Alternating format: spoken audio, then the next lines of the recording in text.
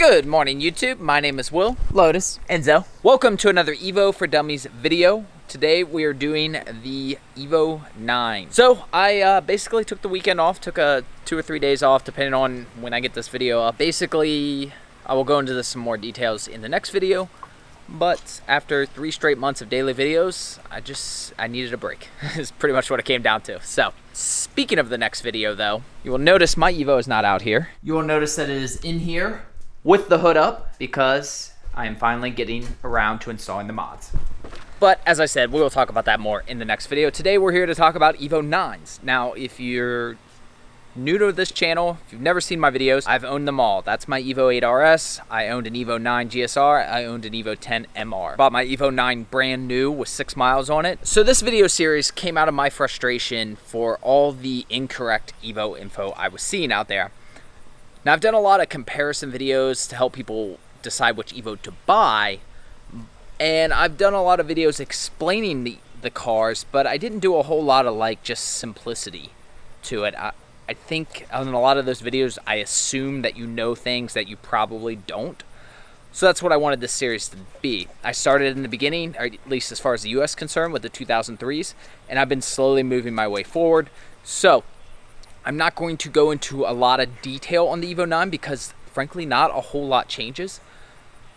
I suggest after this video, if you want some more clarification, look specifically at the 2005 Evo video. But really, I mean, just start at 03 and work your way through. They're not that long, especially if you're looking to buy one of these cars and you know nothing. I promise, if you watch all of these videos in this series, you will know way more than you will if you go read a bunch of potentially incorrect internet posts. So what I try to do with these videos is keep them as factual as possible. I try to keep my opinion out of these, unlike some of my other videos where I do give my opinion on a lot of the things.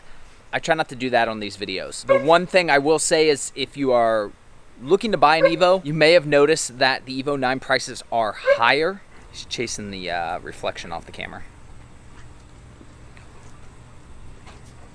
The one piece of opinion I will say is that the price increase of the 9 over the 8 generally isn't justified, and for a lot of scenarios, the 8 is the better buy. That being said, let's get into the 9 differences. So with the 9s, we still have the Evo RS, we still have the regular Evo, which is commonly referred to as the GSR, and we still have the MR, the Mitsubishi Racing version. New Evo 9s is the SE, the special edition. That comes out late in the model year. Comes out in July, August of 2006. I do a whole video discussing this, but for this video, I will say that it takes a GSR and gives it some MR pieces, and basically you end up with a special edition. But you can watch my video on that to learn all the details. So what do we get in 06 on the Evo 9 versus the 05 Evo 8? Well, we get MIVEC first of all, which is Mitsubishi's variable valve timing, although it's not the same as it is on the 10s, as we'll do in a future video.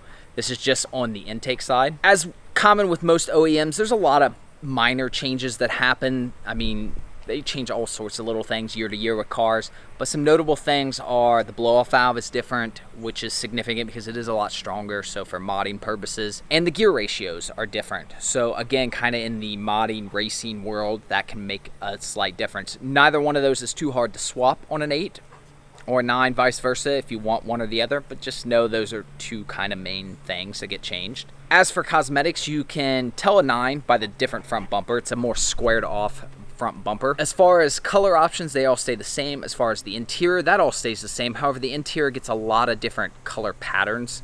It's a lot darker. You see the seats change materials from whatever the blue-ish material was made out of, cloth or something, I don't know, to Alcantara. You see a lot of the dash pieces, some fake carbon trim, black on the steering wheel, just some minor things that admittedly does look better. But it's all the same pieces. The RS and GSR still use inky wheels. They are designed differently and weigh a tiny bit less than the Evo 8s. And the MR is still using BBS wheels, which again are designed slightly different. And the SE uses the BBS wheels as well, although they are painted a different color. Lastly, the carbon fiber wing is slightly different in that the side wings are body matched, so you no longer see the carbon on the inside. And the wing itself is hollow, which is supposed to make it lighter, obviously. There is some slight instances where people have seen them break. But that aside, it's a pretty isolated incident, but I have seen it. As for packages, now in the past, we talked about the RS package on the RS and the MR on the MR. Those are now just standard. They're technically listed as packages because they are charging for them, but they're included. They're not optional. We also see the Zero Lift Kit, which is optional on the other trims. It's like a dealer add-on accessory, but it's standard on the MR. It's $310 back in the day, and it got you a little wicker bill, it got you some cooling guides, and it got you a little under the front lip spoiler type thing. And it's called the Zero Lift Kit. I don't know if I said that. And that pretty much sums it up, to be honest. So why is the 9 worth more? This is where we get into the opinion.